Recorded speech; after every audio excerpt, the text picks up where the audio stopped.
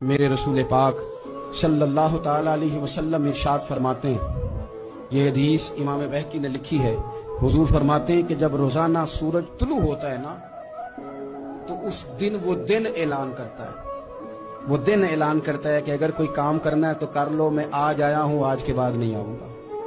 آج کا کام آج کر لو، میں کل نہیں آؤں گا۔ جو دن آج آیا ہے یہ قیامت تک بھائی دوبارہ نہیں آئے گا۔ جس کی آج تلاوت رہ گئی، جس کا آج درود پاک رہ گیا، جس نے آج سجدے نہ کیے معاذ اللہ رہ گئے، اس کے جس نے جو خیر کرنی تھی آج کے دن نہ کر سکا تو رہ گئی۔ امام شافعی رحمۃ اللہ علیہ فرمایا کرتے تھے کہ میں نے نا صوفیاء سے ایک بات سیکھی ہے جس نے مجھے زندگی میں بڑا نفع دیا ہے۔ آپ فرمایا کرتے تھے کہ صوفیاء کہتے ہیں کہ وقت ایک تلوار ہے،